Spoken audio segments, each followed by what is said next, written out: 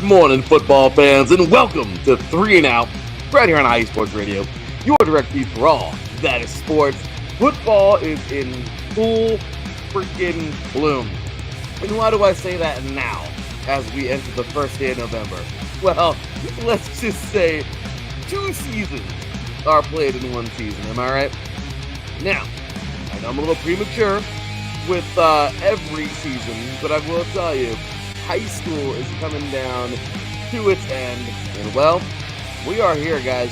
It's either a week or two left. Our playoffs are just starting all around the country.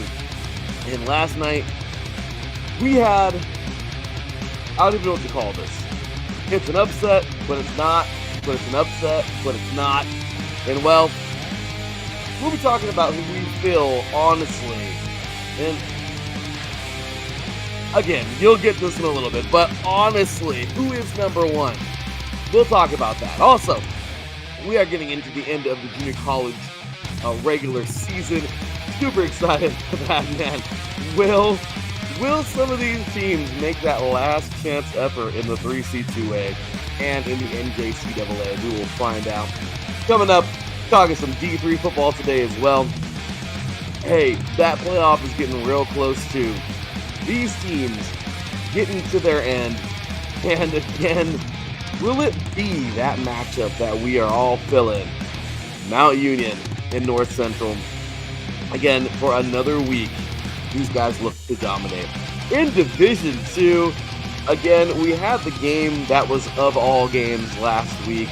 And, well, if you think about it, Ferris State looks like they're just on their way. But will there be any wrenches in the gears? NAIA, same thing with Grandview. And, well, FBS action. Is this getting interesting? I mean, obviously, we have our clear number one now. But could there be a team that could actually pull off the upset in the playoff? FBS is all fun and games, right? All fair and well. And tonight, we have ourselves a fun one in Knoxville, Tennessee. All of that and a little NFL to sprinkle on top. Ladies and gentlemen, you are now tuned in live to 3 and Out, right here on IE Sports Radio, your direct feed for all that is sport.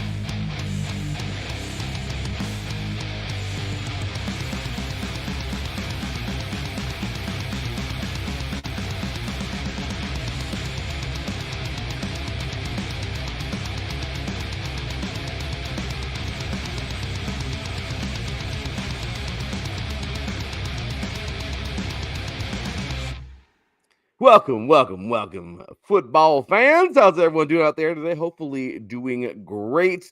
Happy Saturday. Happy November. That's right, y'all. Today is November 1st, which is always a special time, right? Why? Because, well, we're getting ready to turn our freaking clocks back tomorrow. Fun. I mean, we do gain an hour of sleep, but, daylight, it's kind of nice when it sticks around. And now daylight's going to be going away pretty early. And, of course, the cold weather, which I love. So, I don't know. This is always a weird kind of year because I do love it to death. I just, kind of wish it'd be a little lighter a little later. But whatever, it's all good. With that said, we got so much football to get into today. And, again, we're going to have ourselves another fun one. My goodness, where do we even begin? Well, I know where to begin. But to do that, we're going to bring in my boy, man. He, of course, is the host of our volleyball show here on IE Sports Radio, Set Point. And, of course, our SoCal insider, a man who was very happy the Dodgers pulled off a victory last night and were able to make it 7. And, of course, he is the host of the show 3 and Out. Ladies and gentlemen, my boy, Mr. Teran Rodriguez. Good day, sir. Hey, Larry. Thank you for having me on. It's time to talk some high school football. And it's time to talk some football in general. And yeah, I was pretty excited about the Dodgers winning. I was a little nervous in that ninth inning. I'm like, oh God, we're getting a disaster class from the Dodgers. But that double play was just amazing. That game was. This has been a series, hasn't it? Like, I mean, it's. I don't know. I'm we not got taking more anything... tricks from that game than treats.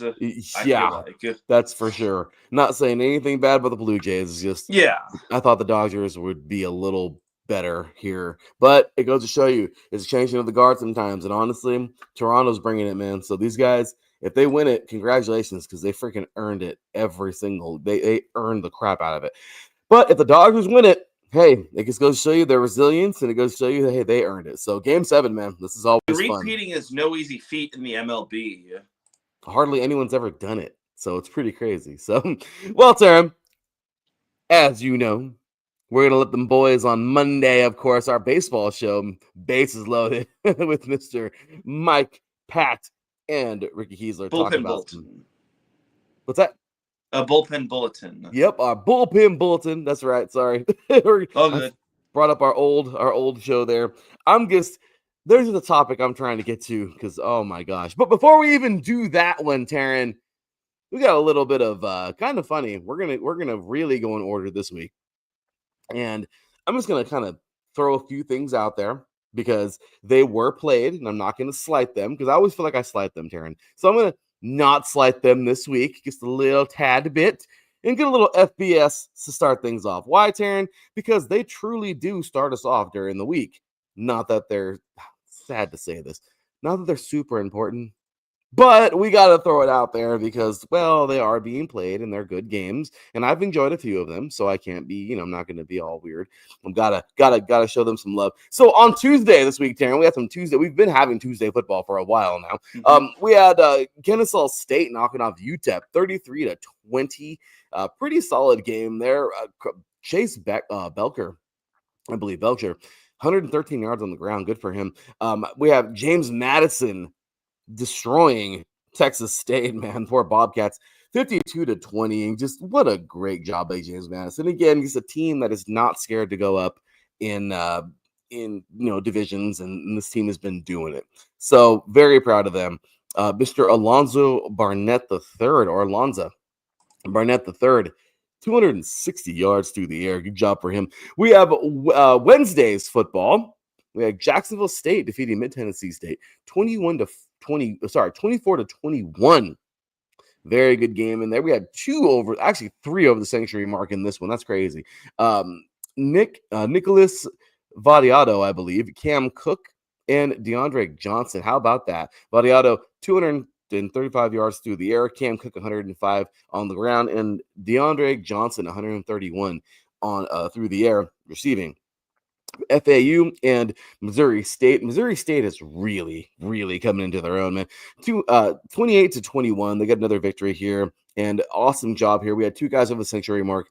We have passing leader Jacob Clark, 163 there, and Shamari Lawrence on the ground, 104 yards.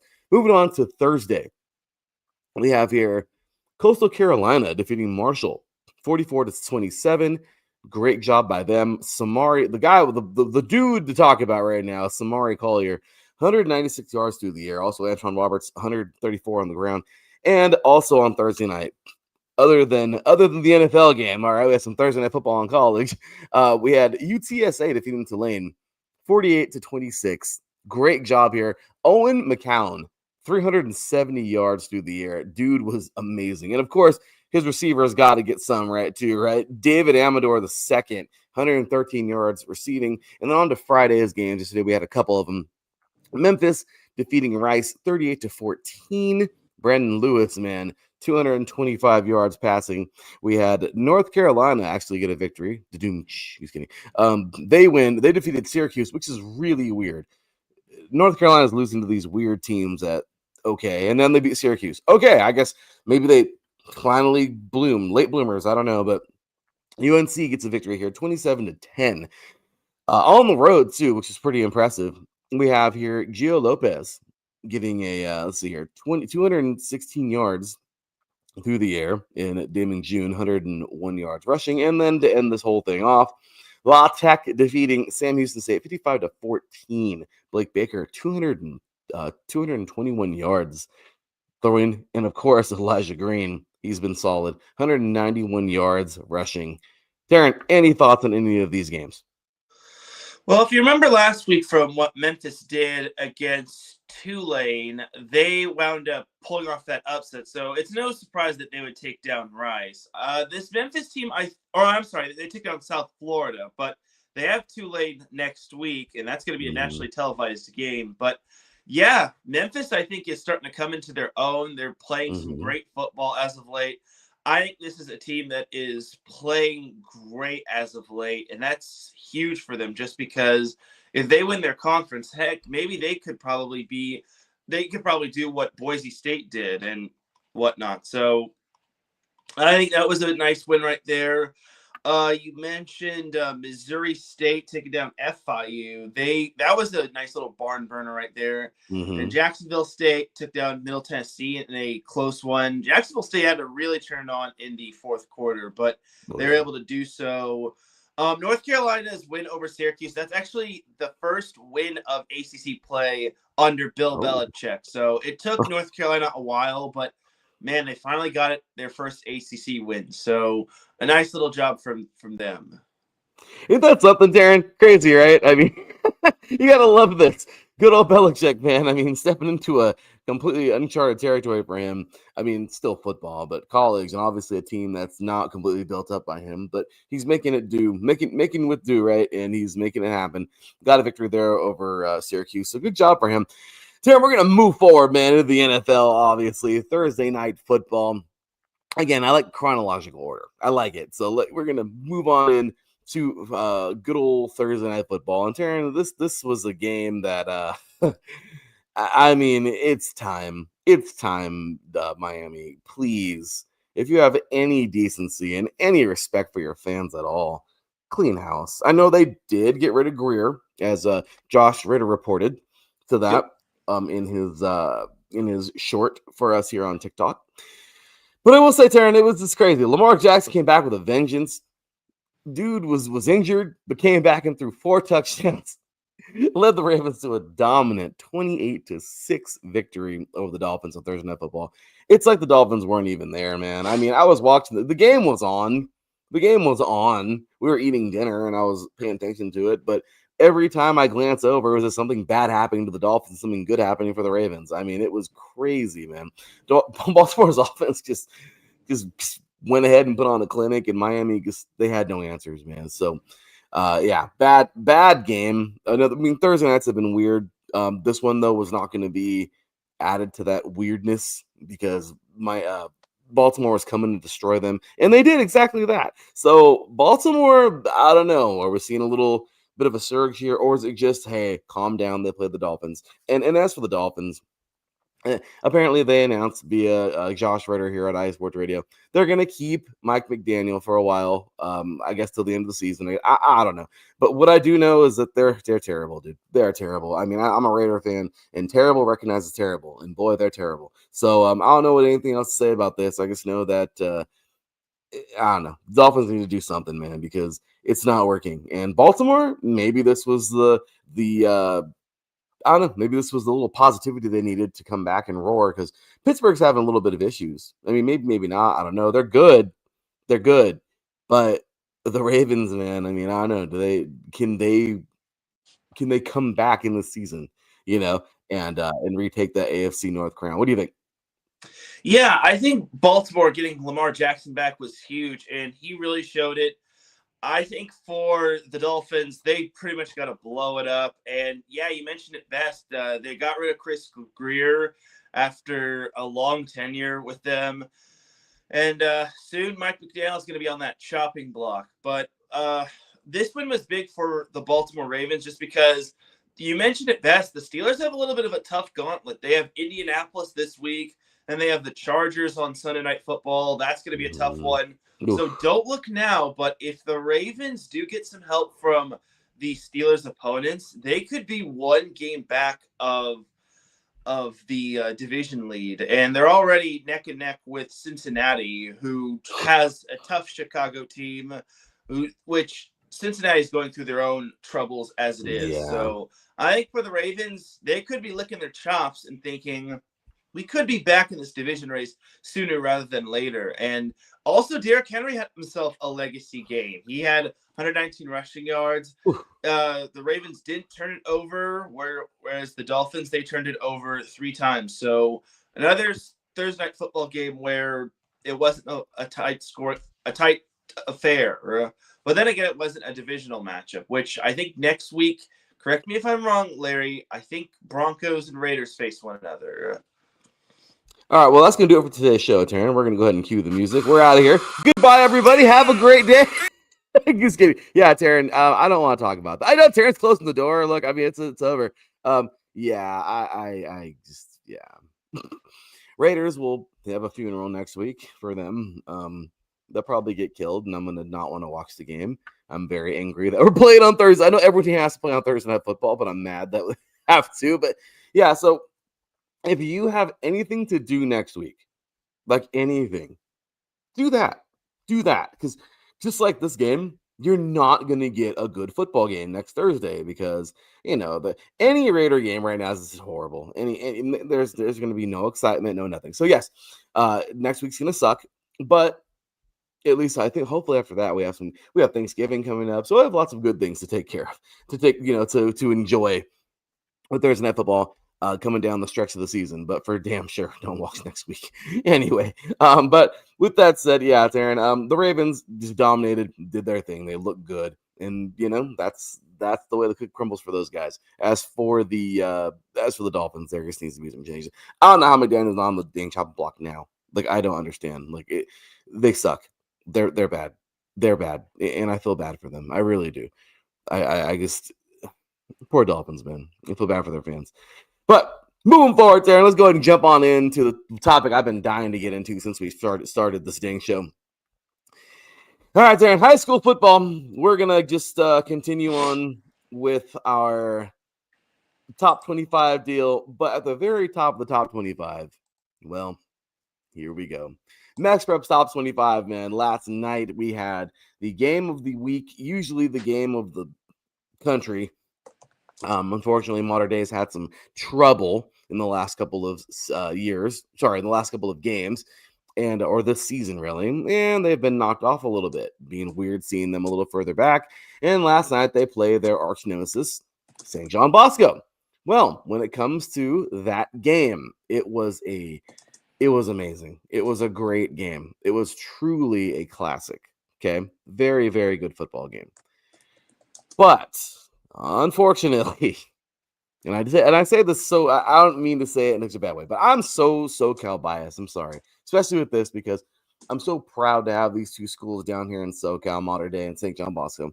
But yesterday I turned into a complete Braves fan because I did not want the number one ranking to go anywhere but SoCal. So logically, I thought Modern Day is going to, or St. John Bosco will win this game. And number one stays number one. Modern Day has a tough year, and they're back next year, and we're back talking about them again. Well, Modern Day, being the rival that they are with the St. John Bosco and Trinity League, had a classic. It was a great game. 36-31, Modern Day defeats St. John Bosco. Ryan Hopkins tosses 5 touchdowns. Oh my gosh, 3 of them to Caden Dixon-Wyatt and 2 to Chris Henry Jr. And the Monarchs erase a 24-10 halftime hole and close it out late. What the crap? I mean, that's amazing. The Monarchs storm back, knock off the Braves, and now we have a little dilemma at the top of the Max Preps rankings. I hate to sound so critical with high schoolers, but these guys are the major high schools in the country. Get used to it. I mean, they're going into almost all of these guys are going somewhere to play college. And this is just the way it is. But I will say, now that Modern Day has knocked off St. John Bosco, we have ourselves something at the top that we've seen a couple years ago.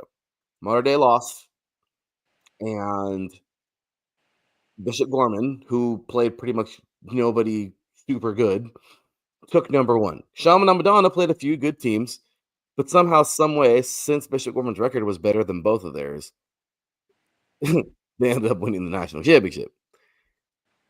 I really don't like that. And I know it sounds terrible, but guys, I just can't see it. St. John Bosco is now 9-1 on the season. Modern Day is now 6. What is it? 7-2, Teran? I think 7. Yeah, They're going to be. And honestly, man, I feel terrible for this, but I don't. St. Francis Academy is good. I don't see them number one. I mean, seriously, I truly feel that Mater Dei should just leapfrog everybody and just go to number 1 again. Because St. Francis Academy is good. They're a good football team, man, and they deserve high rank. They lost a game, but I do feel. Oh, and I mean, obviously, they lost a game, and who do they lose that game to? Duh, they lost to. Let's see, where was it at? They lost to Bosco earlier this year. So there you go. But who else? Grayson. Look, they're a great team, man. But Grayson just plays local people. They don't go all over the place like at least St. Francis Academy does. Which leaves IMG Academy, which also won last night. Okay, then they defeated a good school, East St. Louis, 34-14. Does that mean IMG Academy leaps up and takes number 1 now? We know St. John Bosco is going to go down. They're only going to go down a few ranks. I don't see them going down a lot. But this is a little dilemma. Is the committee going to be like I told Tara and I were talking last night? Is the committee going to be like, sorry, let the kids play, that whole deal? And I get it, that's all fine and dandy. But come on, man, these strength schedules are so they are so different.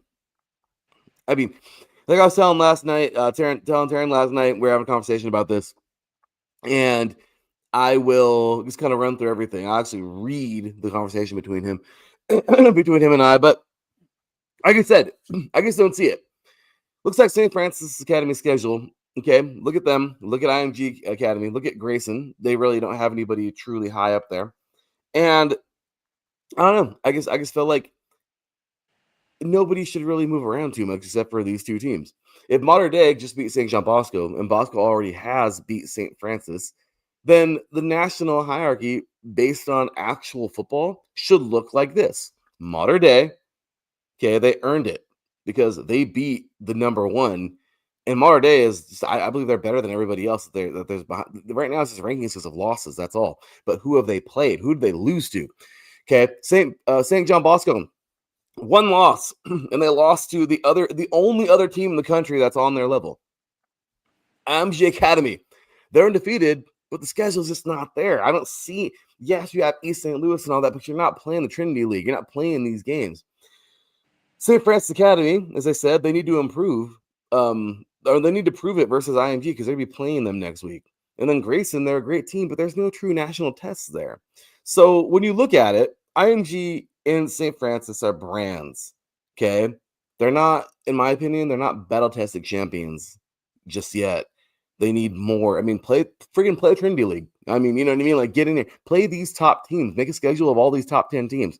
They play 1 to 2 real good games per season, and then crown themselves, basically. Meanwhile, Mater Dei and St. John Bosco survive a full-blown college-level schedule every October, okay? Like, these guys are everywhere. They play each other. The Trinity League is insane, okay? And it's true. I mean, anybody can disagree with me, and that's fine. But so, yeah, my bias isn't really a bias. It's football logic, in my opinion. The Trinity League is the SEC of high school football, or some people say it's the changing of the guard. The Big Ten is now like the whatever it is. The Trinity League is that, okay? And whoever wins that league deserves to be number 1 in the country. It's a freaking gauntlet, and all these schools. I mean, I don't know. I guess that's just how I feel. So overall, before I hand this over to Teran, and I know Teran's going to have a lot to say on this too. I don't know. I just don't see anybody being number 1 except for Bosco or Mater Dei. I mean, I'm not going to call it a travesty if somebody else is number 1. I don't know. I just truly feel that the better teams are Mater Dei and St. John Bosco because, I mean, look at those schedules. And for anybody who's telling me, oh my gosh, shut up, come on. Okay, then what about the stupid college committee that all the time, Teran, does that, right? That's all they do. It's all they know how to do. Oh, strength schedule. Well, then maybe, high school should be that way too. Okay. So anyway, I've said my piece. I do believe, honestly, this is my ending right here. I truly, truly feel that it should be Mater Dei. Okay. They beat the number 1 team in the country. They're elite They have elite strength of schedule. I do believe number 2 should be St. John Bosco. Okay, they're one loss. Okay, still beat St. Francis Academy earlier this year. I don't care if it was by 7 points. Number 3 should be IMG Academy. They're undefeated, but weaker in their strength schedule. St. Francis Academy should be number 4. Their only loss was to Bosco, but they're kind of untested otherwise. And then I feel really bad for Grayson. I really do. But they're undefeated, but they're strong regional, but they're not national. So I feel like they should be the strongest regional team out there. But these 4 giants should be ahead of them. And realistically, there are 2 smaller giants and then the 2 bigger giants. And that's how I have them. So is that how it's going to look Sunday? Probably not. Am I going to get mad? Probably. But I don't know. That's just my 2 cents. And I'm just, again, football logic on my side over here. So Teran, take it away. Yeah, it was a big win for Mater Dei. They actually came back from 24-3 down when they trailed in the second quarter. It was looking gloomy for them. And honestly, I was thinking, well, it looks like Bosco is still going to be number 1, but Mater Dei just kept surging. And I think Mater Dei is playing better football, and that's big right there, just because early on they were playing undisciplined. They're getting unsportsmanlike penalties. But this was a character win, and you think the Max Preps Committee has the toughest job when it comes to ranking Mater Dei and Bosco. What about the CIF Southern section? There's so much parity in Division 1. It's not just Mater Dei and Bosco, but you got Santa Margarita up there. Sierra Canyon still having a great season. Corona Centennial is still having a great season. And then Mission Viejo, if you saw their game against Los Alamitos, you missed a lot. But yeah, in terms of the Southern section, in terms of Division 1, there's a lot of parity, and I think it's wide open this year. And this might be the most parity and most wide open it's been this year, especially with all that's happened in terms of like teams, unfortunately, getting cracked down and whatnot. But Mater Dei deserves a lot of credit on this win, and I feel that Raul Lara does a great job with this program. And I think they're starting to get it together after having a few close calls and whatnot. I think they realize they can't play uncharacteristic. They can't get like 100+ yards in penalties per game. Like they just can't, and you just can't play a bad game against Bosco. And they really started to turn it around. And it goes to show that the rivalry between Bosco and Mater Dei is just so unpredictable. So got to give props to both teams. And honestly, I think that Mater Dei is going to make the playoffs very interesting. I will also be interested to see what the Max Preps Committee wants to rank Bosco or Mater Dei. I think if you beat number 1, you should be number 1. That's how I look at it. And also, Mater Dei has some wins over Bishop Gorman. I know they had the loss to Santa Margarita, but honestly, I think that was only a close 7-6 loss in my opinion. So, and then I know they lost to Centennial, but they nearly came back against Centennial as well. So it's going to be really fascinating to see what their seed's going to be come Selection Sunday in the CIF Southern section playoffs, and then also what they're going to be ranked in terms of Max Preps. Agreed, Teran. I mean, look what you just said, dude. And that's what I'm telling you. That's what's going to frustrate. I know I'm going to get mad tomorrow. I know I'm preparing myself right now mentally because I know I'm going to get really upset when I see St. Francis Academy number 1 or even IMG leapfrog up there somehow. Okay. And again, nothing against Grayson. Those young men are out there battling. They're 9-0. They deserve it all. They deserve the state championship. That is a good football team, but nationally, I mean, come on now, how St. Francis Academy, who have they played? I mean, again, they played St. John Bosco and Chaminade Madonna. They're great. They also played St. Joe's Prep the first 3, and that is awesome. They played a game where I don't even know what varsity opponent forfeit is. Maybe they didn't even get a game for that one. Here on Max Preps. But I mean, Teran, I mean, who have they really? I mean, Chaminade Madonna beat them down 42-13. And then St. John Bosco 21-14. That was a great game. They played Bosco well, but they still lost. So you look at that game, okay, they played some Giants out of the gate. That's great. But they, how well did they do? And then you look at IMG Academy and Teran, who have they played? I mean, the only team that I see that I've even seen before. All right. And again, no disrespect to any of these teams. But I mean, okay, you got some, Central, Venice, good, cool. Coronado, they're solid in Las Vegas. But these Bishop Gorman destroys them all the time. I mean, they played Hoover, okay, out of Alabama. They played some solid games, and they're going to play St. Francis Academy coming up next week. That's great. But I just don't see it. Then you look at Mater Dei's schedule. Oh my gosh. I mean, come on. Like, yeah, Centennial, amazing. Okay, they lost that game. It was a crazy game. All right. But Centennial is a top 10 team. All right. They beat Gorman. All right. Olu, obviously Trinity League. Go no further. Okay. Santa Margarita is ranked number 11 right now. Kahuku, a major team that everyone has to watch out for every year out of Hawaii. St. Thomas Aquinas, a monster school out of Florida. I mean, they play everyone. Mater Dei schedules everybody because, well, they play who they can because nobody wants to play them. And then you look at, St. John Bosco. Look at the schedule.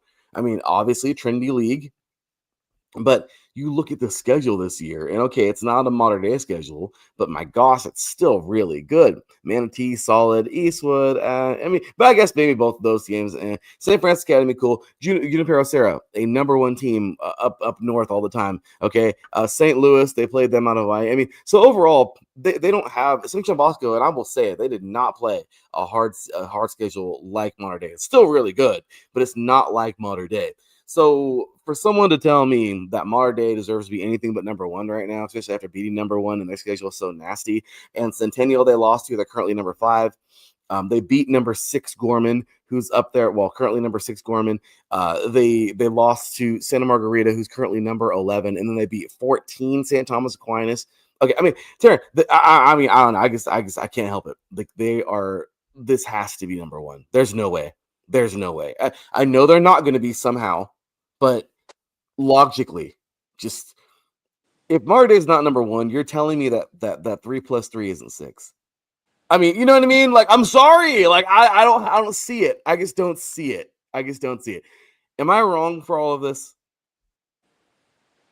Nope, you're not wrong. And I agree. And you also got to remember that Mater Dei unfortunately lost the game because of all that happened with Bishop Montgomery. So for the second straight year, they haven't played a full 10 game schedule. They've played only 9 games because no one wants to schedule Mater Dei, as you said. No one wants to schedule them outside of like California as well. Yep, so true, dude. So again, I guess I don't know. I'm gonna be disappointed tomorrow. I know I am, but I don't know. Maybe I won't be, but I don't know. I just participation trophies. Stop it. You know what I mean? Like until we see some nastier scheduling from these other teams, I just don't see a true number one out of anybody else but the 2 teams who actually play people.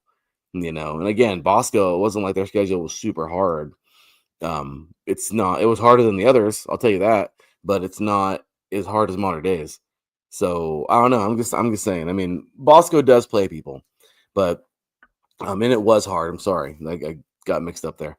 Bosco's is pretty solid, not as strong as Mater Dei's.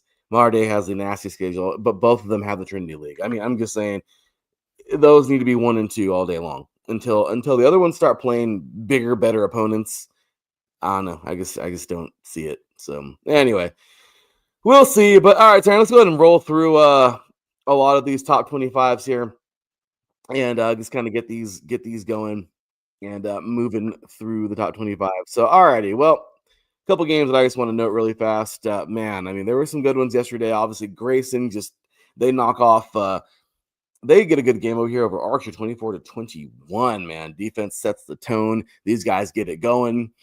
Centennial keeps flexing. They get destroyed Shap, man.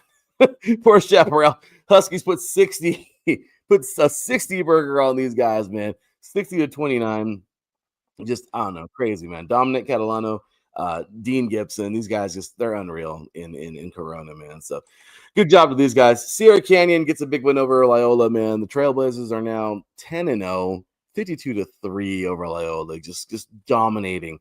Buford over Mill Creek, obviously they're just gonna run all the way to a championship. These guys look so good right now. Buford, the Wolves had a little bit of a tough go last year, but these guys are amazing. 35-3. Actually, anyway, I had to think about that one. But yeah, they're solid. Edna Carr, Louisiana's number one. These guys are still here at number 9 in the country. The Cougars dominate Johns Curtis 48-26. South Lake Carroll, man, they get it done 49-3 over Keller Central. The Dragons continue their Texas terror. They're looking good, man. They're 10-0 now on the season.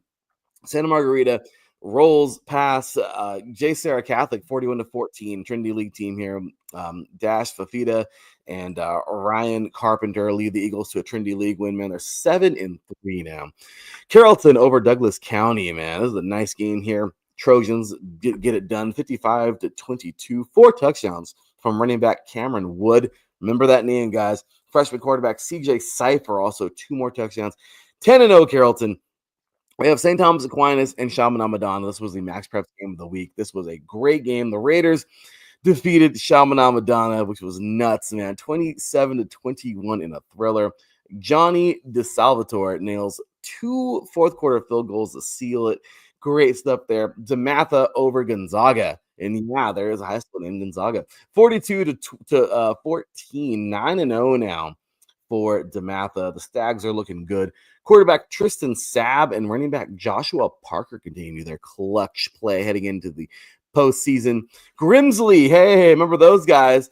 Grimsley coming out of North Carolina. The Whirlies take care of business 45-8 over Benel Smith. Defense just looks so good. They're 9-0 now, Teran.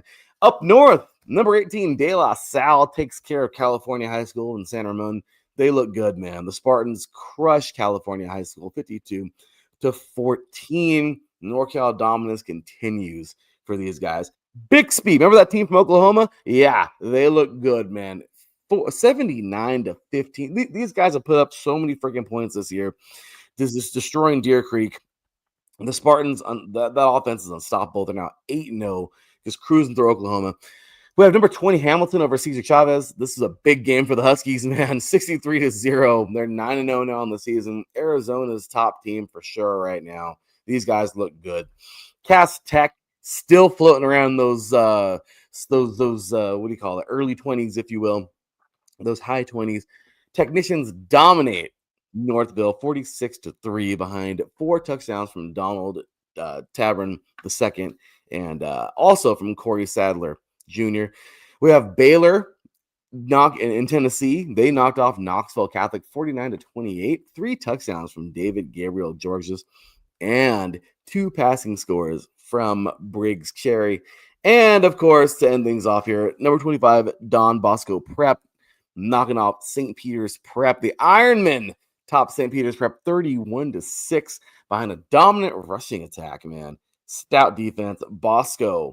Don Bosco, that is, improves to 9-0 on the season. How about those games, Darren? Any more to add for us? Yeah, the St. Thomas Aquinas Chaminade game was definitely a good one.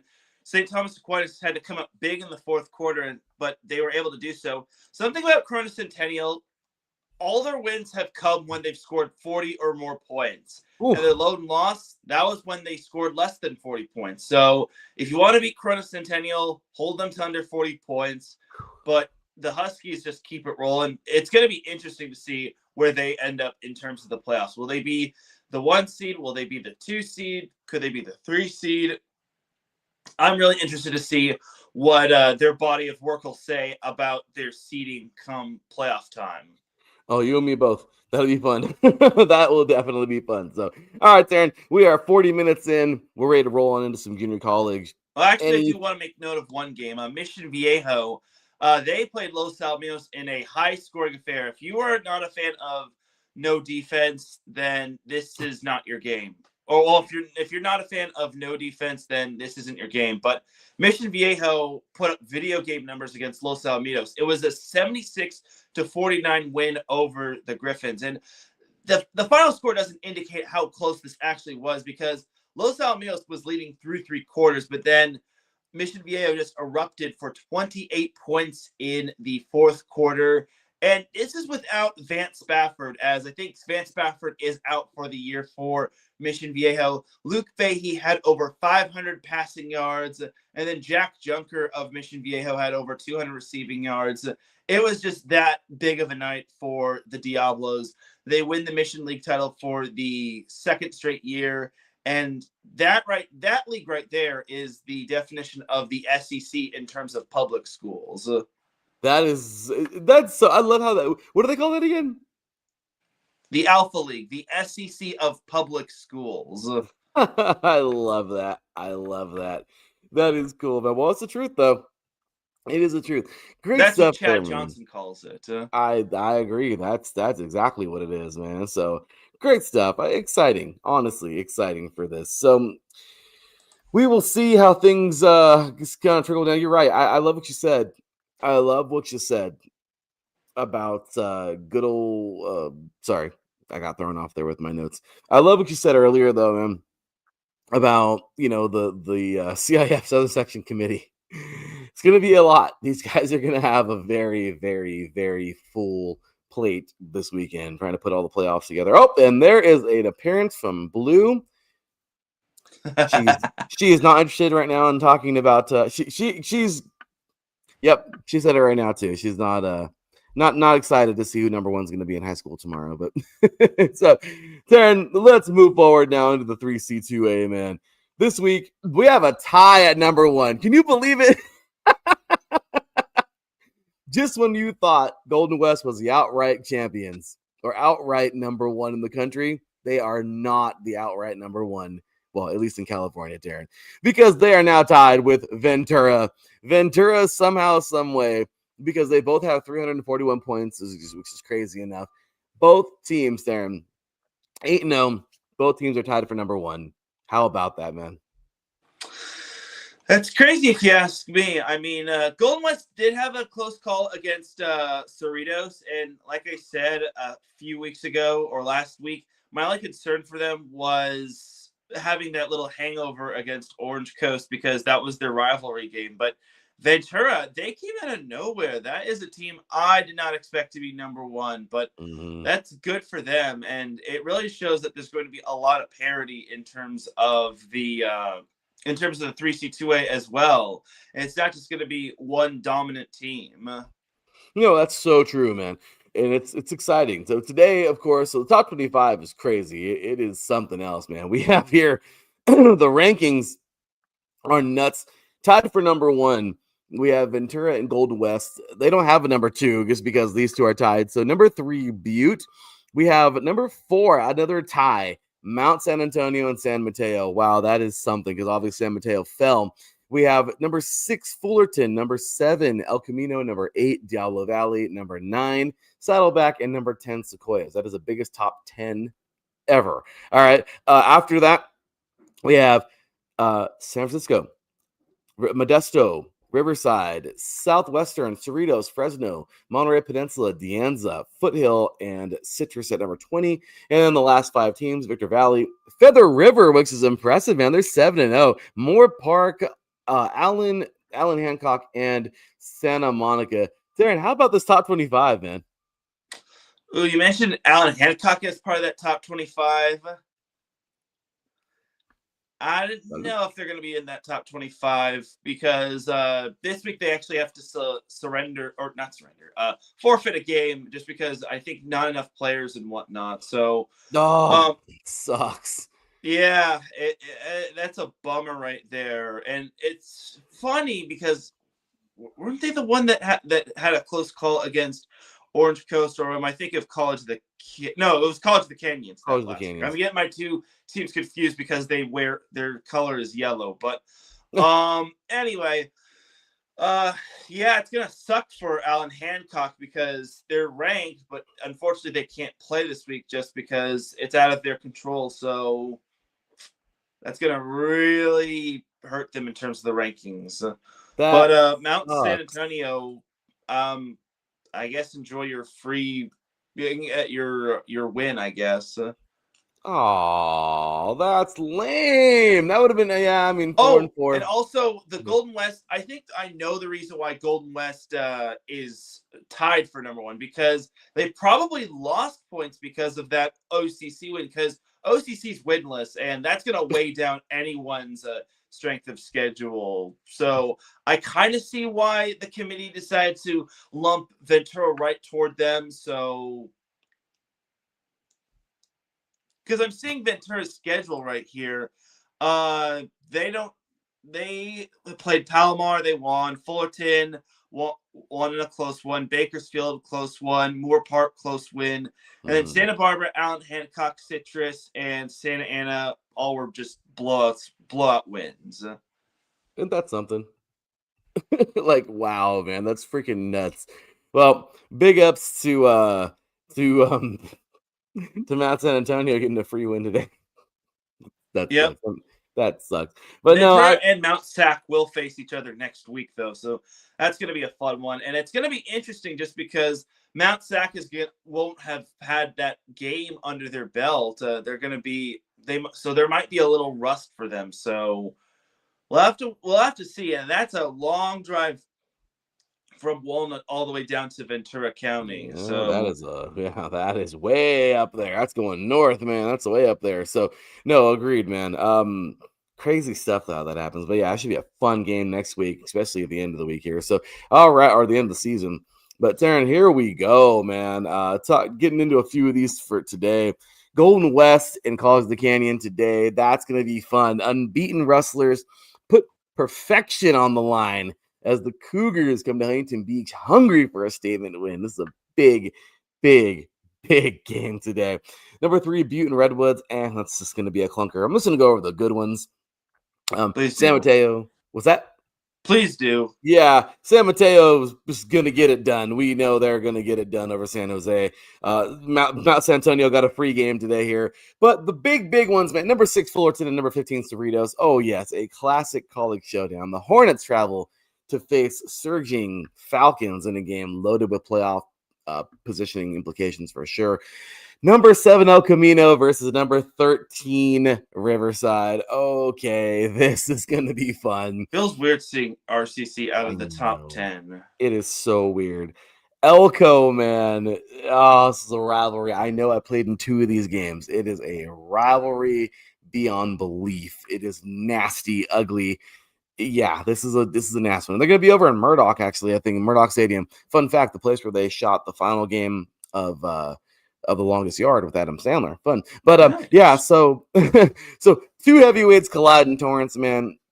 Warriors defense versus Tigers high octane offense. Expect fireworks in this one for sure. Number 9 Saddleback and number 14 Southwestern going head to head. Man, this is going to be a fun one. A massive national Southern clash here, and let's see what happens, man. The Bobcats look to stay perfect at home. And well, sorry, they're not perfect. They're trying to protect their home, that is. And the Jaguars, man, arrive with upset energy for sure. Number 10, Clogs Sequoias. They are coming to take on number 16, Fresno. The Giants head in to Sequoia into the Valley. Sorry, to face a dangerous Ram squad. So both of them are trying to climb into the NorCal race here. Number 11, San Francisco. They couldn't be more on a high. Knocking off San Mateo. I mean, here they are. The Rams return after knocking off the Bulldogs, San Mateo.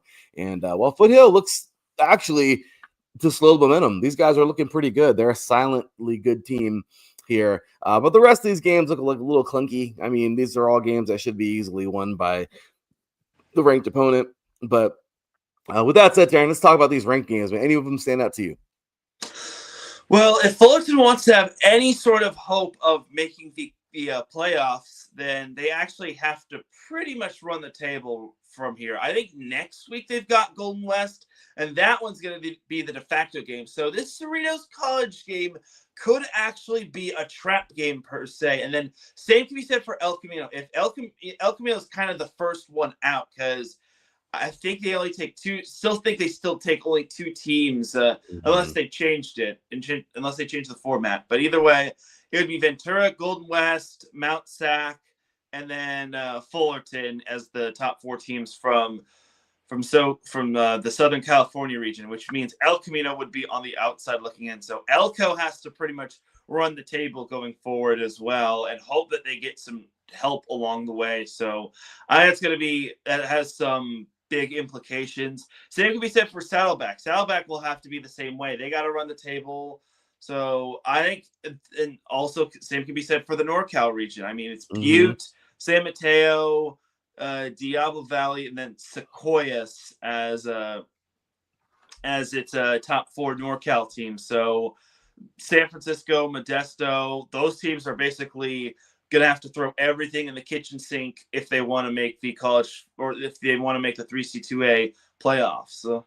No, that's for dang sure, man. This is going to be exciting. This is going to be very exciting, man. Here we are. We're at the end. We're getting close now to the end of the season. Veterans Day is almost here. That's always sparks the end of the year. So, I mean, let's see, man. 2 different seasons, as we said earlier. 2 different seasons. One season's ending, the other one's starting, and it's all in one season. So, all right, there. Let's move things over now into the NJCAA, man. Let's do this deal.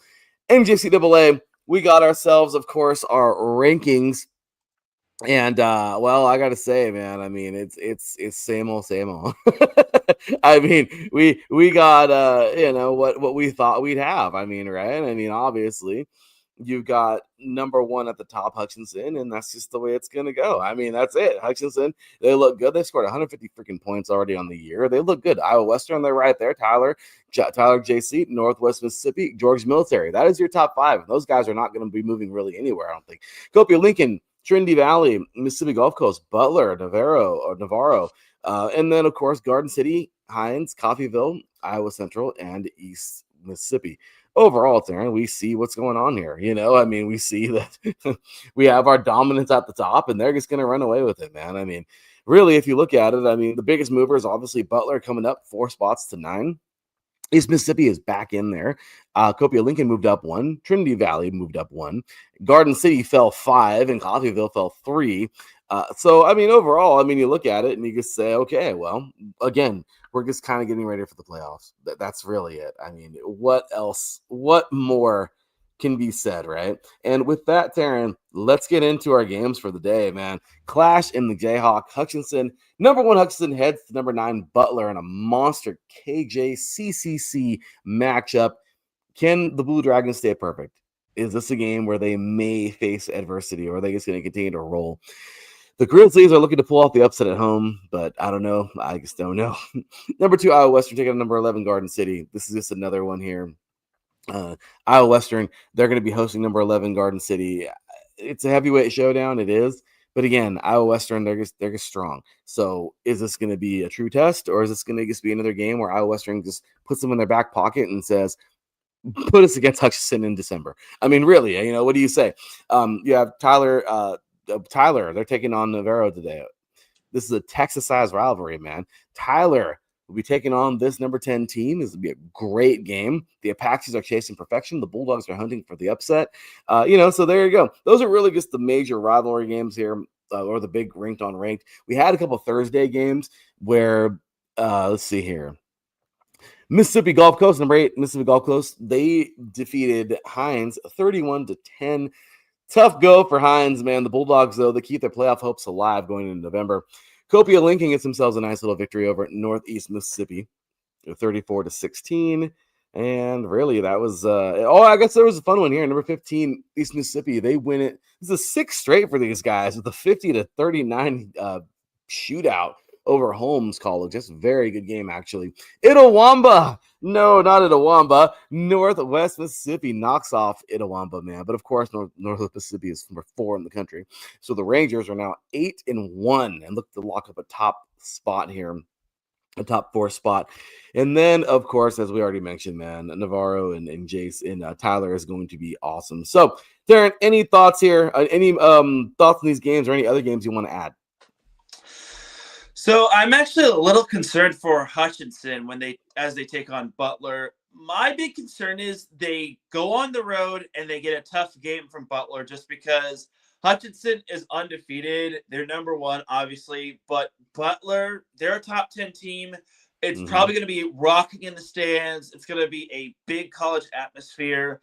And Butler, look, I know this might be an all or nothing game where if they lose, their playoff hopes take a hit. But they are playing with house money here. This is where the Mm-hmm. teams like this shine, and this is where number one teams like Hutchinson are put in a bit of a pickle here. So don't expect an easy game from Butler, and also don't expect an easy game from Garden City. I think Garden City is definitely amongst some of the best, and deservingly so. Iowa Western, they're kind of in a situation where if they lose, their playoff hopes take a massive hit. And they know, and my big fear for them is that they still have Hutchinson on their mind, and they're thinking, oh, we got to keep pace with them, and they got to keep pace with them, Mm-hmm. where they overlook Garden City. So I think Garden City, they're playing with house money too. Even though they're on the road, I still Yeah. think Garden City can really give Iowa Western a battle. That should be a great game, honestly, huh, Teran? I mean, I don't know. Iowa Western, the Reavers, dude. This is their year. They lose this one. I don't know if they're gonna make the playoffs. You're right. Yeah, it's pretty much down to being perfect because one more loss could derail your season. But then again, Teran, do we go back to the strength schedule thing or That's true. no? Yeah. I mean, you know what I mean? Like, that's kind of rough. I mean, I don't know. That's always going to be a thorn in everybody's side, strength of schedule. But I mean, this is one of those deals where you got to look at it. I mean, but overall, really fun games here, though, today. If I got to make some picks real quick, I got to go Hutch. I got to go Iowa Western. As much as I like Navarro, I got to go Tyler. They've been my guys all year, man. The Apaches are going well. I think they're going to be getting themselves a nice victory today. But yeah, those are my 3 wins for those 3 games. And who are you taking? Yeah, Hutchinson should be able to win in their matchup against Butler. Iowa Western, I have them over Garden City, and then I've got Tyler over Navarro in a close one. Right, that should be about right. So, all right, Taryn. Well, let's go and move it on now over to some Division 3, man. Division 3 football. This has been fun. I mean, again, not very many moving pieces. We already know it's not even worth it to go over the top 25. It's not. I'm going to do it anyway, but it's just kind of something it's more of a job now to do. Versus talk about the games. Obviously, your top 10: North Central, Mount Union, Johns Hopkins, Bethel, Salisbury, Hardin Simmons, Wartburg, Whitewater, River Falls, La Crosse. All 3 Wisconsin teams ended out there. Then you got 11 to 20, St. John's, John Carroll, Platteville, Wisconsin, Platteville, Christopher Newport, DePaul, Hope, Berry, Central, Wheaton, Illinois, and Cortland. And then your last 5, Randolph, Macon, Baldwin Wallace, Wisconsin Stout, Muhlenberg, and Wisconsin Oshkosh. I mean, this is the Wisconsin show. We're all just playing in it. You know what I mean? Like, that's incredible. So many Wisconsin schools up there. But taking a look now, Taryn, at these ranked on ranked games for this week. I mean, wow, right? North Central taking on Carroll. I mean, they just destroyed. They just rolled on, man, 76-14 last week. And well, now Carroll's in line now, which is kind of sad. I don't know. I mean, this team is so good, man. North Central is such a good football team. Don't see them losing that one. Number 3, Johns Hopkins will taking on Muhlenberg. This is a Central clash right here, and Central Conference clash. Johns Hopkins looks to stay perfect. Muhlenberg, they look like they could be upsetters. I don't know, man. This would be actually a pretty good football game here. Number 24, Muhlenberg. Then we have again some more Wisconsin battles. Of course, number 8, Wisconsin Whitewater taking on number 9 at River Falls. This is another. This has to be the WEAC game of the year. This is it. I mean, both these teams have been battle tested. They've been battling. They're really, really good. So, Whitewater, River Falls, man, both eye on the league crown. The winner grabs control of the playoff race for sure in this conference. Then we have number 10, La Crosse versus Stout. More WEAC, right? But La Crosse is surging after last week's statement win. Stout is ready to be a spoiler here. They haven't had the greatest season, but they're also not bad, okay? They're a top 25 team as well. It's going to be a really good game, 10 versus 23. And the other game that I do believe is going to be another huge one, number 13, Wisconsin Platteville and Wisconsin Oshkosh. Again, WEAC. Fun stuff as always. Platteville looks to rebound. Oshkosh is fighting to climb back into the ranks, like heavier, because they're number 25 right now. After that, there's all kinds of other layoff games here that are just going to be ranked versus unranked. The only one I want to talk about is Mount Union. Because, of course, number 2, Mount Union, they're taking on Capital today. Mount Union, quarterback Mickey Maloney and running back Caden Minner is this is huge, man. These guys are going to headline another potent Purple Raider attack. Expect fireworks. That's all I got to say. Teran, you want to talk about any of these games?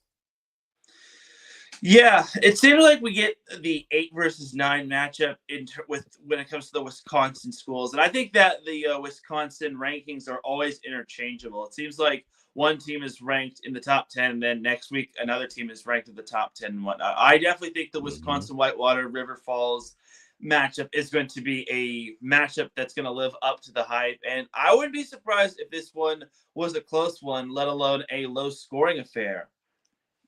I think that's going to be a fun one. Stout Lacrosse is going to be another fun one. Oshkosh Platteville is another good one to watch for. I only wish I could agree with you on Johns Hopkins and Muhlenberg. I think Johns Hopkins is going to be too much. You think as much as I so? like Muhlenberg, I just think Johns Hopkins is playing on a whole different level. You know what? And that's totally fair.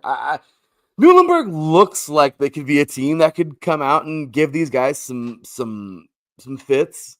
But at the same exact time, Darren, you're totally right. I could see it. I mean, obviously, because these guys are good. They're damn good. This is a team where we know we're going to see Johns Hopkins somewhere deep in that bracket. You know, I mean, we know who they are. They know who they are. This is huge. So anyway, all right, Mr. Teran. Well, if we are all done here with D2 or D3, let's move into D2. Hey, all right, Division 2 football coming your way. All right, Teran, another one here where I don't know. I don't want to say anything too out of the ordinary here, but you know, Ferris State's running the show. I don't know if you've heard about that or anything this year, Teran. I'm not sure if you know about this 8-0 Ferris State team. But they're doing their thing. Last week they won the Acrebone game. That was the most appealing game of the entire Division 2. And well, here we go. The top 25 for this week, we have Ferris State, Harding cuts down West Florida and Western Colorado. The top 5 is all undefeated at 8-0, you guys. Crazy. Pittsburgh State, Central Washington, CSU Pueblo, Augustana, and Minnesota Duluth. After that, from 11 to 20, we have Northwest Missouri State, Indianapolis, Virginia Union, Findlay, Ashland, Delta State, UT Permian Basin, Angelo State, Johnson, C. Smith, and Newberry. And then we have the bottom 5, Minnesota State, Albany State, West Alabama, Northwood, and Frostburg State. And well, Teran, this week, our ranked on ranks, they look kind of fun, actually.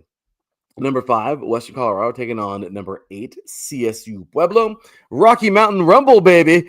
2 top 10 powers collide in a Gunnison right here. It's going to be a fun one, man. They're going to collide in Gunnison, with conference supremacy on the line. So expect trenches, tempo, and playoff vibes in this one. We have number 4, West Florida taking on number 16, Delta State. Gulf South grind, baby.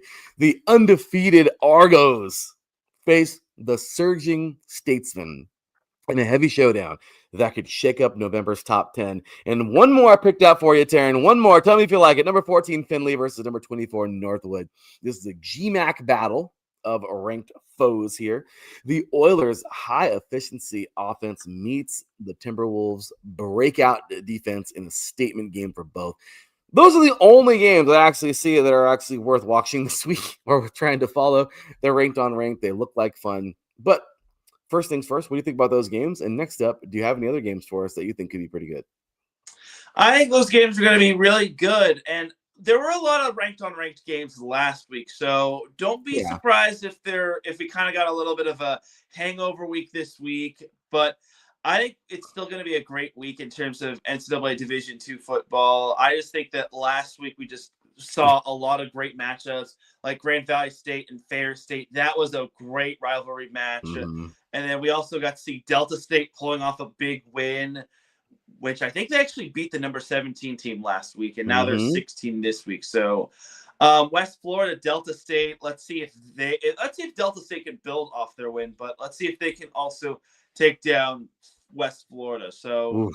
and then Angelo State, Central Washington, I think can be a good matchup as well because those two are Sure. ranked versus ranked. It's going to be a fun one. I think it's going to be another fun slate. So I think it won't be as flashy and ranked on ranky as last week, but I think this week should be just as good.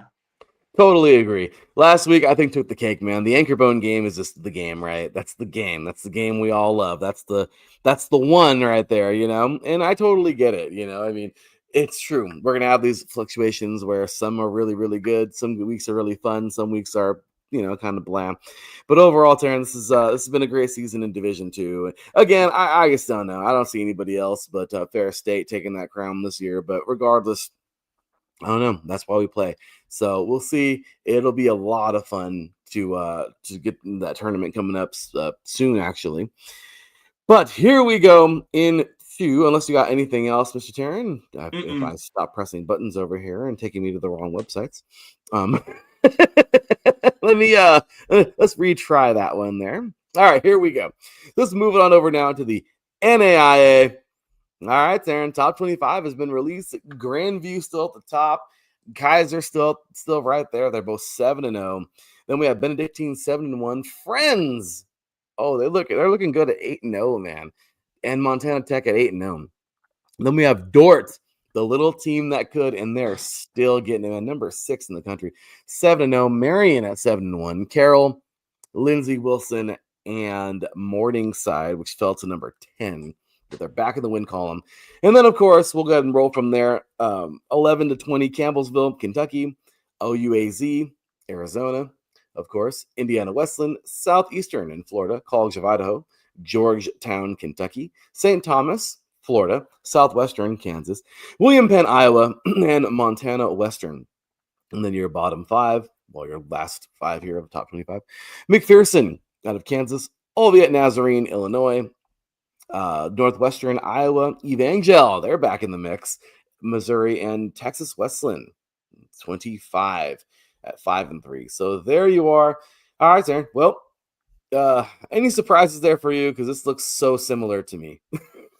Yeah, I don't think there's too many surprises in my opinion.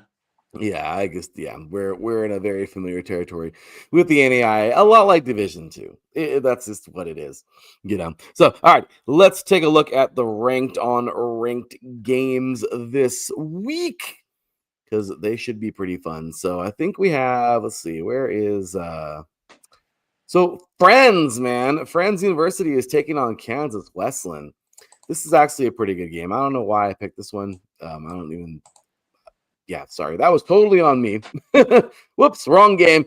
But that should be a good game. Not ranked, but it really is go time for these guys. Let's see what happens here with Friends. They're looking good. This is the highest I've seen this team in a very long time. So let's see if they can get better and better here and move and try to at least stay where they are. Number 5, Montana Tech taking on number 9, Rocky Mountain. This is a Frontier fireworks game in Billings, Montana. I mean, this is going to be a fun, cold game. Number 5, Montana Tech takes its unbeaten 8-0 mark on the road to face number 9, Rocky Mountain. Defense versus explosive offense in this top 10 matchup right here. That's going to be a lot of fun. I love this. This is a great game. Montana doesn't get a lot of love, man. Montana, that whole side, I feel so bad. That Big Sky portion of the country, they don't really get any sports. Obviously, the weather and a lot of things have a lot to do with that, with no professional teams and all that. But hey, they take their college teams very serious. There's a lot of planning in that. So, always a good thing for their college sports. So, professional sports, I don't know if they'll ever get those, but college sports for sure. But all right, let's move forward and talk about some more of these games here. Who do we have? Let's see. Number 6, Dort taking on number 24, Hastings. This is going to be a fun one. Number 6, Dort travels to number 24, Hastings in a sneaky, tough G-Pack battle. Should be fun there. Can the defenders take their undefeated run and run with it, or will the Broncos ride high at home? We also have here number 3, Benedictine versus number 24, Evangel. Missouri Two hearts power collide in Atkinson. This is going to be fun. Number 3, Benedictine welcomes red hot number 24, Evangel. Offense, atmosphere, and playoff implications everywhere in this one. And that's pretty much all I got. Actually, no, there's a few more. Sorry. A few more here, Taryn. We have number 21, McPherson, taking on number 15, Southwestern Kansas. Marion taking on number 19, St. Francis here. So, yeah, I guess there's a few of them. Morningside and Doney. That looks like a good one, or Doan. I don't know how you say that. But there you go. A couple games there that are pretty solid. But, Taryn, what do you got for us, man? What do you think? The Montana Tech Rocky Mountain matchup is going to be the matchup to watch for. This one has a lot of playoff implications on the line here, especially, and also a lot of in-state bragging rights, just because both of these teams definitely have a lot of potential this year, and I definitely think that this is going to be a fun little matchup. And I think the entire state of Montana is going to be showing up and showing out when it comes to this matchup. So expect a barn burner when it comes to Montana Tech and Rocky Mountain, because both of these teams are bitter rivals with one another. I totally agree, man. Who are you taking? I'll take Montana Tech in a close one. It should be a close one, man. I 8-0. They look good. I'm gonna be crazy. I'm gonna take Rocky Mountain for the upset. I don't know. Screw it. Let's see it. Let's see it happen. Let's see it. I could love a good upset, man. So definitely looking forward to a good game there. That's definitely the game of the week there in the NAIA. But yeah, other than that, man, I mean, that's pretty much it. These schools all look pretty strong right now at the top. Right now, we're just really just kind of waiting for the seeding to take place pretty soon. I mean, that's really where we are. We're going towards the end of the season. All these schools are just going.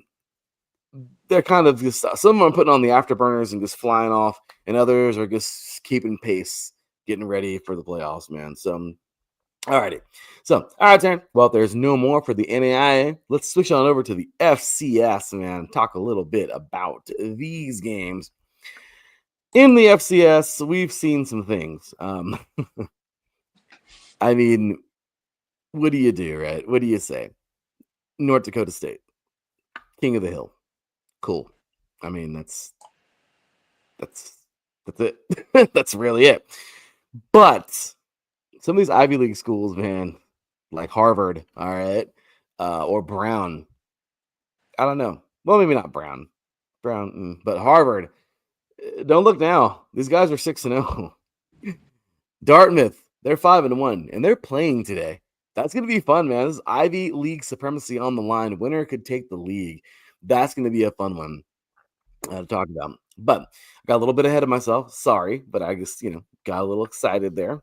All right, so let's get on into the top 25 here of the if I can get over there fast enough. There we go. If I can get over to the FCS top 25 at the moment, here we go. We have, for some reason it's not popping up. Whatever. Okay, cool. Well, at the moment, again, we see schools at the top that we know for sure are going to be there. Like, here we go. Now they're finally loaded. North Dakota State and Tarleton State are already, I was going to say those two right now. 9-0 Tarleton State, 8-0 North Dakota State, 1-2 strong. Right underneath them, number 3, Montana, 8-0. Grizzlies looking strong. After that, Montana State not far behind, and South Dakota State will dip all the way to number 5. After that, UC Davis, Lehigh, Tennessee Tech, Monmouth, and North Dakota. To finish out 11-20, we have Villanova, Rhode Island, Mercer, Lamar, Harvard, Southeast Louisiana, Southern Illinois, Illinois State, Youngstown State, and Jackson State. And after that, NAU, Northern Arizona, of course, Presbyterian, Stephen F. Austin, Austin Pay, and Abilene Christian. Any surprises there? Taryn, are you surprised that, well, maybe not, but South Dakota State didn't fall any further? I think they're where they should be, honestly. Yep, I agree too. Yeah, that's what they look like. So, all right. Well, this week, Taryn, as I said already, you got to love the Ivy League battle here, man. This is going to be the one. I'm so excited for this one here because that's exactly what I'm thinking. A little bit of Ivy League fun here. Who's going to take that one? Who do you got in that game, by the way, man? You're going to go with Harvard. You've been riding Harvard this year, man. You've been really pointing them out all season long. Dartmouth, strong school. Do you think Harvard wins this thing to basically win the Ivy League? Yeah, I think I'll take Harvard, but it won't be an easy one. I think Dartmouth is going to really give it to him, but I think Harvard will just pull out the win. Yeah, I'll take Harvard as well, but it should be a really fun game, man. Really, really, really good game. The game of the week, believe it or not, um, at least I don't know from what I've seen so far in like articles and stuff, they're gonna say North Dakota State and Youngstown State, number 1 versus number 19. I mean, I guess I kind of see it, but do you Yeah, agree with that? kind of. Right? It's kind of here and there. I don't know, but stuff there in the FCS, the Bison look to avoid after a trap. Okay, well they try to avoid a trap that is after that beatdown of South Dakota State.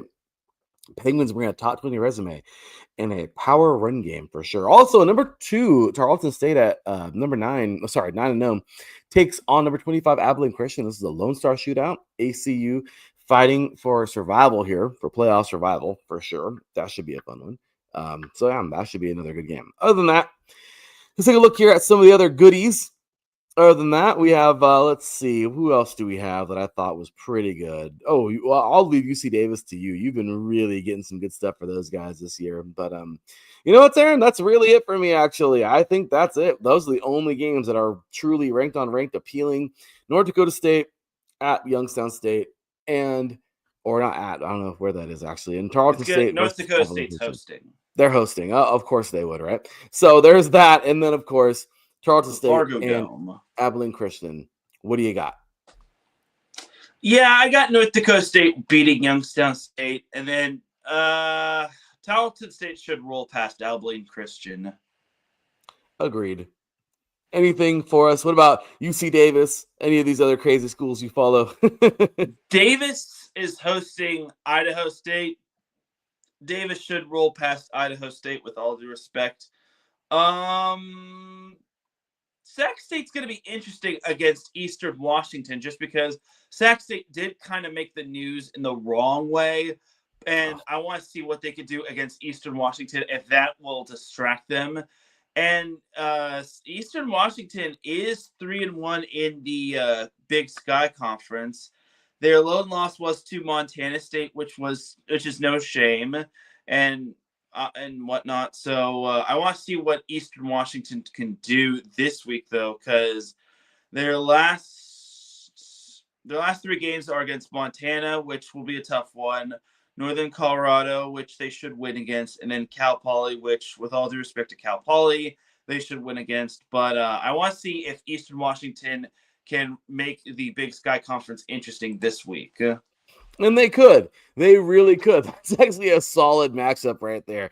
Other than that, man, yeah, I mean, I don't see too much more. I mean, FCS is here. It's fun. This is the point where it actually does get interesting because the cupcake games seem to be pretty much over at this point. We're close to it. And now we get to see a lot of these teams duke it out for who they are. So I love that. So great stuff there. Is there any more I want to throw out there? I guess nope, that's it.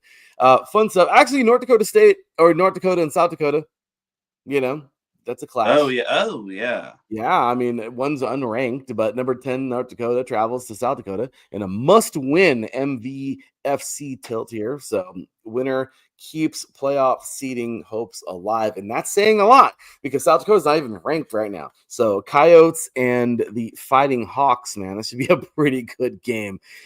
Very good game, actually. So we'll see. So anyway, Teran, I mean, I guess if there is one more you want to throw out there, South Dakota State looks to try to bounce back versus Indiana State. After a humbling loss to number 1 NDSU, South Dakota State looks to bounce back at home versus Indiana State. And they've been pretty solid this year, but can the Jackrabbits reset and reignite their playoff push? I don't see why not. I mean, Indiana State's been okay, but I don't see them losing. I don't see them defeating the Jacks at all. I don't see that. So anyway, Teran, let's move it on now. Let's take a look here. Moving on into a little bit of FBS action if there's nothing else for the FCS, and get on in to the big boys, if you will, because we got ourselves some games to talk about. First things first, top 25 ranking. All righty, who do we have? According to ESPN, of course, number 1 Ohio State, The Buckeyes have been strong. They've been good. They've been powerful.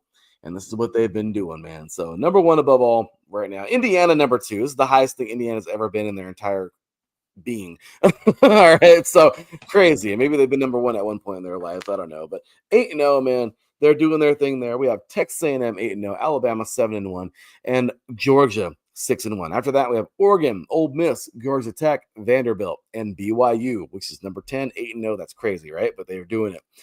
After that, actually, well, look at that. Is that a tie for number 10? I see, Teran. What? What is this nonsense I see? Okay, either somebody messed up or they're tied for number 10. That's crazy. Them in Miami. But anyway, after that, we have Miami, Notre Dame, Texas Tech, Tennessee, Virginia, Louisville, Cincinnati, Oklahoma, Missouri, and Texas. And after that, we have Michigan, Houston, USC, who doesn't deserve to ever be in the top 25 after losing Notre Dame, Utah, and Memphis. So there you go, Teran. Is your top 25 at the moment. Any surprises there? Well, Houston being in the top 25 after the win over Arizona State was big right there, just because I said Houston wasn't going to win. Well, I'm eating crow, so hats off to Houston. They really put I didn't even know they were 7-1. That's a sneaky 7-1 team right there. So Houston really put themselves on the map with that win over Arizona State. They did. They really did. So with this one, Teran, let's go ahead and get on into our top 25 games of the week. Obviously, we'll be saving the Saturday night football game for the end here. But here it goes, man. We have, look at this one. We have Cincinnati, number 17 Cincinnati travels over to number 24 Utah in a high-stakes clash. Can the Bearcats hold altitude, or do the Utes defend their mountains? What do you got, Teran? Oh man, this one's going to be a doozy. I think Utah pulls it off. Utah is a tough place to win at. I don't know if Cincinnati will be able to keep up with Utah. I feel this is a letdown spot for the Bearcats. I agree. I wish I could say the Bearcats would win this one because I'd love to see it. Not a fan of Utah, but I will say it would be really cool. But it won't happen. I just don't see it. The Utes are a little too strong there. I think they'll win this one for sure. Should be good. A title chase in Columbus. Number 1 Ohio takes on Penn State in the Horseshoe. Bucks defense and Nittany Lions upset hopes. Can anyone slow down Ohio State? I think that's two different questions. Number one, can anybody slow down Ohio State? And number two thing, Penn State, it's just, yeah, they are maybe, I don't know, not me. But yeah, just not a good year for the Nittany Lions. Do you see these guys even going and giving them a game?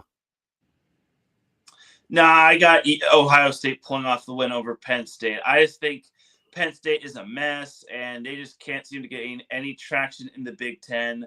And also, this is a game where Ohio State always beats Penn State. Penn State has only beaten Ohio State once in the last 11 tries, and that was when they had that team with Saquon Barkley and Trace McSorley and whatnot. So give me the Buckeyes. Yeah, I can totally see that happening here. Next up, Hoosiers stay hot. Number 2, Indiana rolls into Maryland looking to stay perfect. Are they 9-0? They're not losing to Maryland. This is an easy dub for the Hoosiers.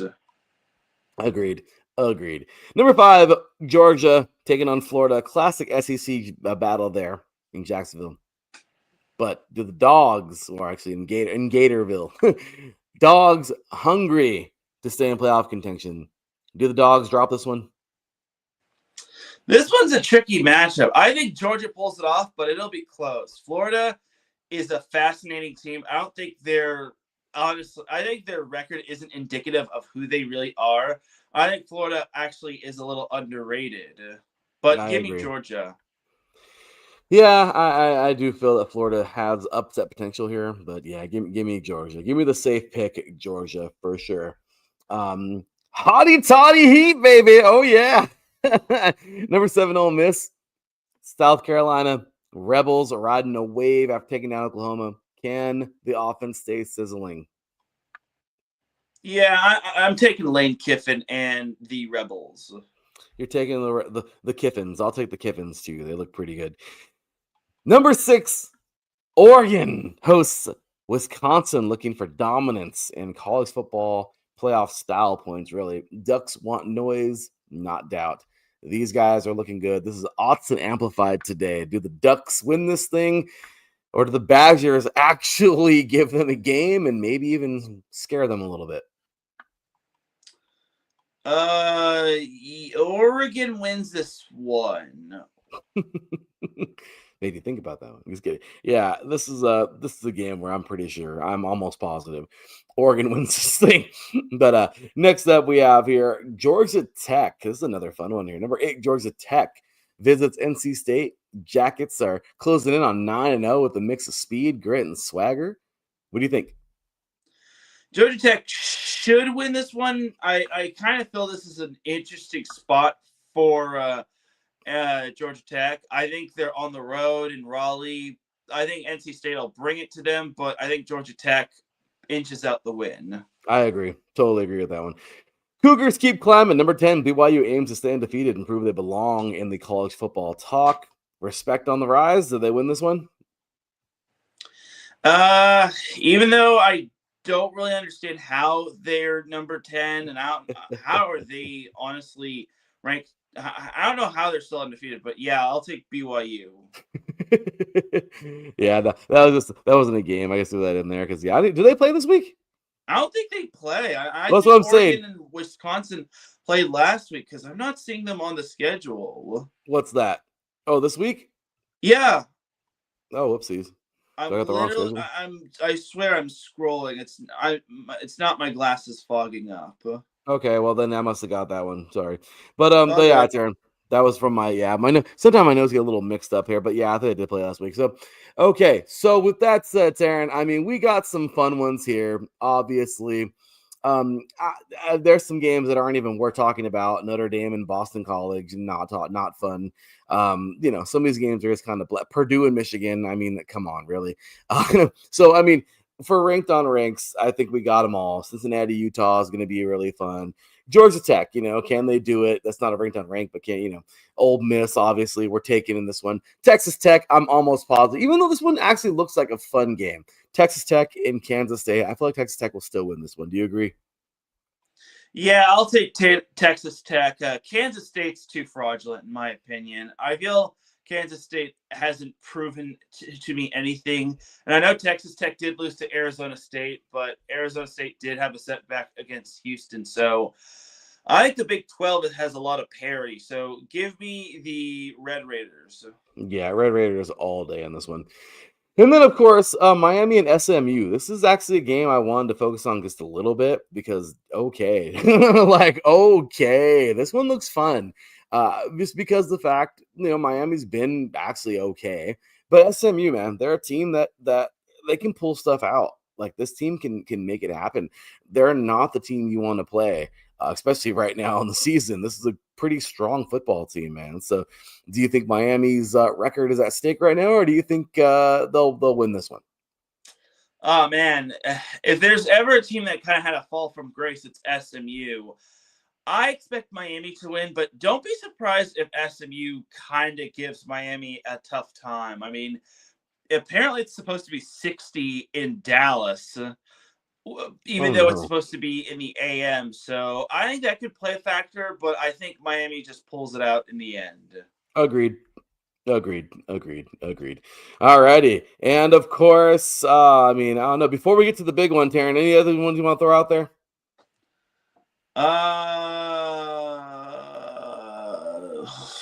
Any games we haven't hit on yet? I don't think we have anything that's too big. Arizona State, Iowa State's going to be interesting. Winner will go bowling. Arizona State did find out the news that their quarterback is out for the year, according to Coach Dillingham. So it's going to be really interesting to see what the Sun Devils will be able to do against Iowa State. San Diego State, they play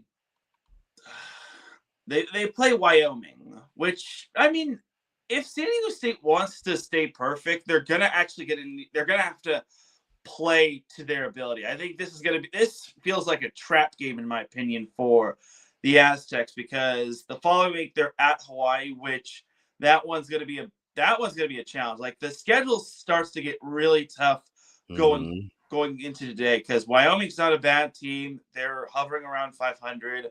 Hawaii is bowl game eligible, and they still have aspirations of the Mountain West Conference Championship. And then Boise State, oh man, that one is for the regular season title and could be for Yeah. the conference championship or a spot in the conference championship. But if they can get through those three games, then they've got San Jose State, which is not that great. And then New Mexico, which even though they beat UCLA, I still am not ultimately sold on them. No, I'm with you. I am totally with you. Well, there's some fun stuff there. Some more fun stuff to look at. I mean, Virginia versus Cal. I guess I don't know. Louisville versus Virginia Tech. But I guess we can't really avoid this one, Terrence, since you're wearing the gear. Number 23 USC heads over to take on Nebraska. I don't know, Terrence. This game bothers me just because SC doesn't even deserve to be in the top 25. I'm sorry, they look like crap this year.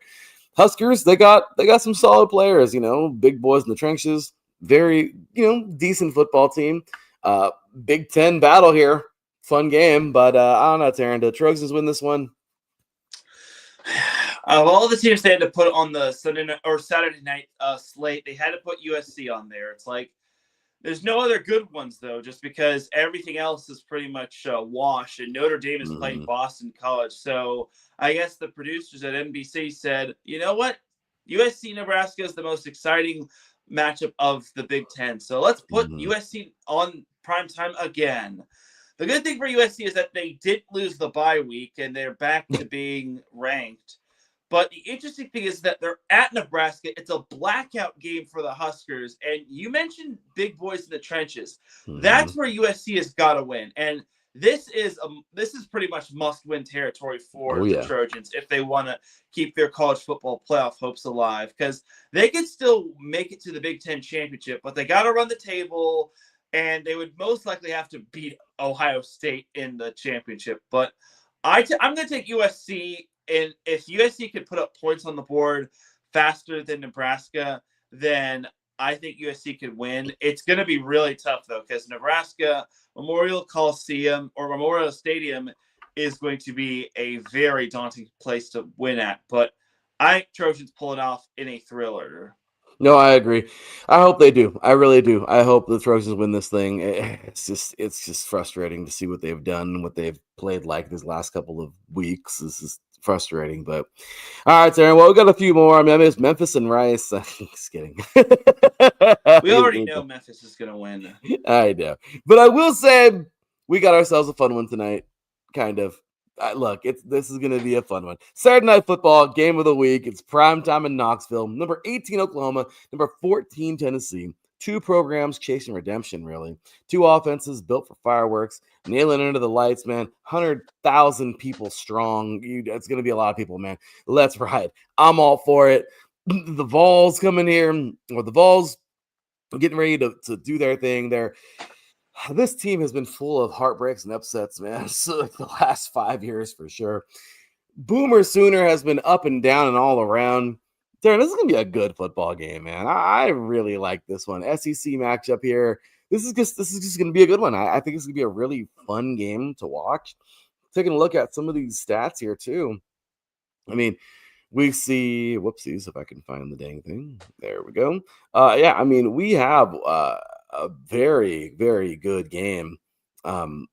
Looking at, for some reason, I can't find my stats now. It's great. But I feel like we're going to have a solid overall performance. I mean, both teams are pretty okay on both sides of the ball. I'm not picking either one to be a national champion this year, but I'll tell you right now, tonight's game, that's going to be a good battle. And I don't know. What do you think about this one? Everyone pretty much has this labeled as a college football playoff game, elimination game. And honestly, whoever does win this will keep their college football playoff hopes alive, while the loser pretty much should be out of it. Yeah. That being said, oh man, this one, I'm going to take Tennessee in this one.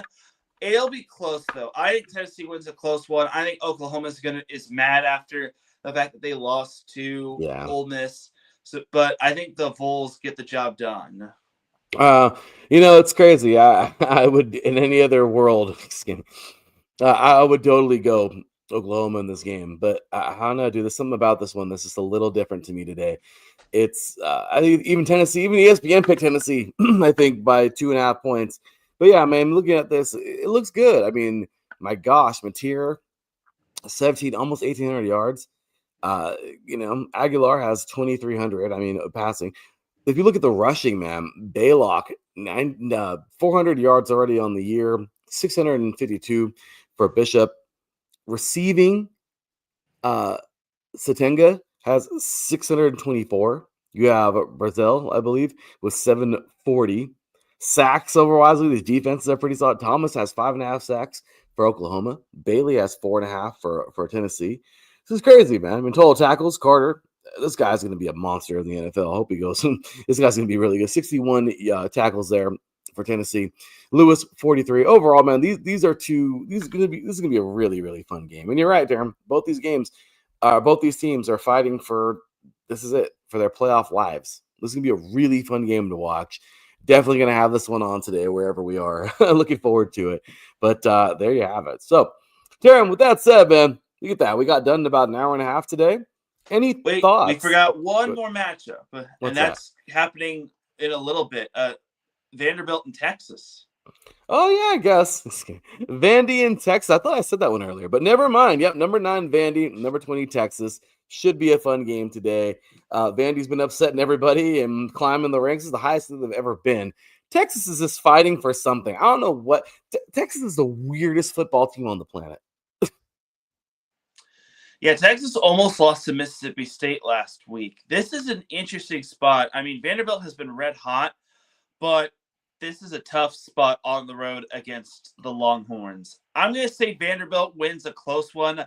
I think Arch Manning crumbles when it matters most, but don't expect this to be an easy game for the Doors.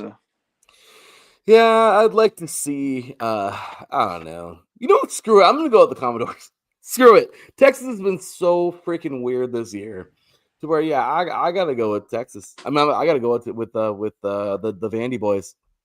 Why not? Why not? They look fun. This is like a good game for sure. Definitely looking forward to this one today. It's right coming up in just about 10 minutes here. So and yeah, oh, and look at that. I had that one on the top of my notes and I skipped it because I went to the wow, dummy. But yeah, Cinderella versus the Power Brand. So can the Commodores keep the dream alive, or will Hook'em bring them down? Bring down the hammer in Austin. This is a good game. This is actually the first game on my list today, but like I said, I got so excited skipping over everything. So thank you, Taryn, for getting at me. But yeah, man, this is that should be a good one. This should actually be a really, really, really fun game. I'm going Commodores though. Screw it. Why not? Why not? Why not? I mean, if they win this thing, can you imagine if they win this thing? What happens to the Commodores if they win this thing?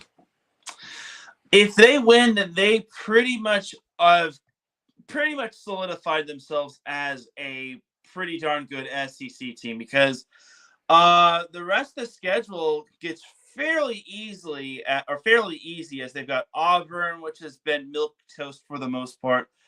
Kentucky, which has been awful this year. They're at the basement of the SEC. My only concern for Vanderbilt after this game is Tennessee. But if Tennessee, that's where Tennessee beating Oklahoma comes into play. If Tennessee beats Oklahoma, then they have newfound life, and that game has a lot of meaning for the final week of the regular season. I know Tennessee is the same way. They have New Mexico State, which isn't even an SEC game, and then they've got Florida, which has not been the worst, but they haven't been the best. So this is an interesting spot for both Tennessee and Vanderbilt. And then if Texas somehow pulls off the win, checking their schedule out, they've got a gauntlet. They've got Vanderbilt this week, Georgia next week at Georgia, Arkansas, which they should handle. Arkansas is at the basement of the SEC as well, and then Texas A&M, which has been on a heater. That team is not losing by any means a whole lot. So it's going to be interesting to see what Vanderbilt has, because even if Vanderbilt runs the table, A&M and Alabama could run the table themselves and leave Vanderbilt on the outside looking in. So That being said, I still gotta go with Vanderbilt, and Vanderbilt. I think they're still that they if they run the table, they're a college football playoff team in general. But if they make the SEC championship, that's another feather in their cap. My only concern is, will Texas A&M run the table, and will Alabama run the table? And that could be fun because again, Alabama, they're here. It's the weirdest thing. They started falling off, and now they've regained their footing. This is crazy. So, but yeah, I'm excited for Vandy. Let's go, Vandy. I'm gonna be pulling for Vandy all day long. Like I said, this is not. And baseball. If Vanderbilt wins, then Texas is so not back. Oh no, they are not. And Teran, we know the U is not back. Nope. Mm-mm. Mm-mm. I love it. I love it, man. So with that, Teran, let's go ahead and close this sucker out, man. Have some fun with the NFL here at the end of the show. Because of course, coming up tomorrow, I'm just so happy that the freaking what do you call it? Did I lower that a little too much there? I did. Sorry. Yeah, Teran, I'm really happy that. Well, we have a few more, but those freaking early games. I know we have the Germany game, and I think the Madrid game or Barcelona game or whatever are coming up. Oh my gosh, I'm so glad those are over. And more than anything, I'm so happy that the stupid double headers are over on Monday Night Football. Oh my gosh, those are dumb. Like, why? Why? You know, like freaking keep you up forever. So, anyway, with that said, Teran, tomorrow we got some fun stuff, man. We got, let's see here. Ooh, Bears and Bengals. Oh, boy. That should be a crap show if I've ever seen one. Vikings and Lions. That actually seems pretty fun there. Panthers and Packers. Imagine if the Panthers pull this off. Oh, my gosh. What a game. Chargers and Titans. I mean, you know, it's a bye week for you guys, basically. We have Falcons and Patriots. Could be fun. Niners, Giants. The Giants are over. Scottaboo is out, I believe, so this is done. Colts and Steelers, that's actually pretty fun because the Colts are looking like the number one team in the NFL right now. It's insane. Broncos and Broncos and Texans. That's actually a solid matchup there. Saints Rams, another fun one. Raiders and Jaguars. Why? Don't bother to watch that. Just like next Thursday Night Football, Raiders and Broncos. Chiefs and Bills. This game has to be the game, Teran. If whoever wins this thing is gonna move forward and do well. Whoever loses this one, I think this is it. I think it's the end of the road for one of these two teams right now. I just don't know, personal opinion. I don't know. I mean, maybe they'll get there, but I don't know. They're just both these teams are at that point in these last couple of years where they're starting to dwindle a little bit. Sunday Night Football, Seahawks and Commanders. Monday Night Football, Cardinals and Cowboys. Bye weeks this week. Browns, Jets, thank God. Eagles and Buccaneers. Got some fun ones tomorrow, man. You looking forward to any of those? Yeah, I am. And I'm just going to throw this out there. Cardinals are beating the Cowboys on Monday Night Football. Book it. Poor Cowboys, dude. Poor Cowboys. Well, with that said, you're going to hear about all of that tomorrow, 4 p.m. Pacific Time, 7 p.m. Eastern. My boy, Teran Rodriguez, and myself are going to be joining you just as those afternoon slate or evening slate, wherever you are in the country, are ending. We'll be talking about all of these games, recapping from today and recapping the NFL, getting you ready for Sunday Night Football and Monday Night Football, and unfortunately talking a little bit about Thursday Night Football coming up this week. So, with that said, for Teran Rodriguez, from your boy Larry B, we are signing off, and we'll see we'll see you tomorrow. With that, take care, and as always, God bless. Peace. Peace.